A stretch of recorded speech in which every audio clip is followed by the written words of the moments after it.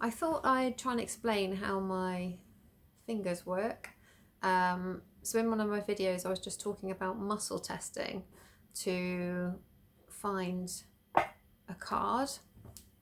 So in kinesiology sessions we muscle test the client to find information or corrections or solutions to get them towards their goal and hopefully feeling better. So in sessions we'll test sometimes a little muscle in the arm here called the brachioradialis, just by putting a couple of ounces of pressure on that arm and asking the person to resist that by just matching our pressure. So we'll either hold, and if you introduce a stressor or you literally pinch and turn the muscle off, they won't be able to hold it. So it's either holding or it's giving way. And this is like a yes or no. It's a bit more complicated with that because in kinesiology we use binary, or some kinesiologists, there's lots of different ways of doing it, but some kinesiologists use binary, and I do in my integrated healing situations where you will test one way and then test again. So you might be testing from weak to strong and strong to weak, rather than it just being like a strong is a yes and a weak is a no. So I've just realised I was wrongly saying in my previous video where we were looking for a card. I was just testing a bit of fun, testing to see which card was suitable to read to viewers today. And I was calling it muscle testing, and what I was doing wasn't muscle testing. So I have a little system that I use myself, which helps me to connect to people remotely, which is actually more like dowsing, or it should be called dowsing. If I was self-testing with a muscle test, I might use a little muscle which relates to the spleen meridian and the spleen. And with this, similar to the arm muscle, you'll be able to hold it, and then if you put your fingers in there, you can think of something and you can either hold that muscle, so you're pushing out with these fingers quite firmly and seeing if you can really hold these two fingers together. So you'll be able to hold it or you won't. So if you find you have a strong muscle there, you can test it, that's quite strong. And if I was to switch that off by perhaps thinking of something stressful, thinking of a stressful event, when I test these, I won't be able to hold that because it's weakened the response. The stressor has weakened the response. So that is muscle testing. So what I do is I found a way of talking to my own unconscious through my fingers years ago when I was having NLP sessions with somebody, and hypnotherapy, in which the therapist talked to me through my fingers by asking my body to give a response that was either a yes or a no. To my amazement, when you do this, your fingers will move without you moving them. So it's like your unconscious is moving your fingers.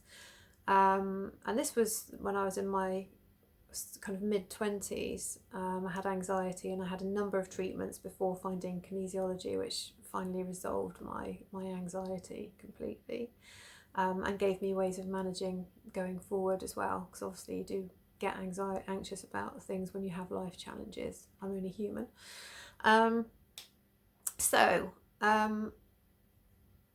a product of having those sessions, I was sitting at home one day watching TV and one of my fingers moved on their own, and I was just like, hello, this is what happens in my therapy sessions. Why is my finger moving on its own? So I just sat quietly with myself and in a meditative way just asked myself, what's my body trying to communicate? Why is my fingers moving? And it was something really helpful that I'd watched on TV that my unconscious was trying to relay to me.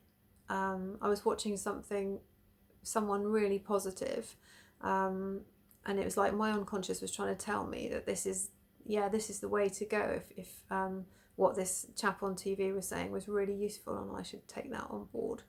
And then I realised that I could talk to my own unconscious, because if the therapist could, why couldn't I talk to my own unconscious? And so I did, and because I'm a bit special in that way. And then following on, so it wasn't very long after that I discovered kinesiology. I ended those sessions, and that's a long story I'll go into another time, but I came across kinesiology as someone recommended to me. I didn't know what it was, but I started having sessions then. And in the kinesiology sessions, I had a lot of emotional issues, and I had a lot of emotional stress release to help me get back into balance and to let go of the anxiety that I've been plagued with for about 7 years, since I was about 17. And just on my own, I found from doing kinesiology that I was really sensitive to energies, and I could feel my chakras. I didn't know what they were. I was just saying to the therapist, I've got all these fuzzy feelings here. I'm feeling really energetic. What is this feeling? And she gave me a book list to read about all these things that I didn't even previously know existed. Chakra system, some of the meridians, which I found absolutely fascinating. But the emotional stress technique, I found it just came up for me in every session. I had all kinds of stresses from my past in this life, and quite a number of past life things as well, which really challenged my beliefs at the time. But I felt so much benefit from it that I couldn't really deny what was going on. So in my personal life, in between sessions, I started combining talking to my unconscious mind through my fingers with the yes and no finger with the emotional stress release, and I found that I could release stresses myself in between kinesiology sessions. So I could ask my unconscious, what's the next layer, what's the next thing I need to let go of to feel more confident and happy, for example. And I would just meditate on it 5 or 10 minutes, talk to it, and my fingers, with the information that kind of came up from meditation, my fingers would be giving me like, yes, this is the thing you need to work on. So this is quite a personal method that I developed on my own from the age of 25. And then when I started studying kinesiology, when I was about 30, and I used this system to help myself, like just in my personal life. After that, I got on with my life, but I had this kind of, I guess I was developing spiritually on my own, and with the help of books and various workshops that I was attending and things. So when I came to training kinesiology and I learned to work with other people and using the muscle tests with other people, what started happening even in my training was my fingers that I use for myself started to move for other people, saying, yes, this is the thing we need to do, alongside the muscle testing.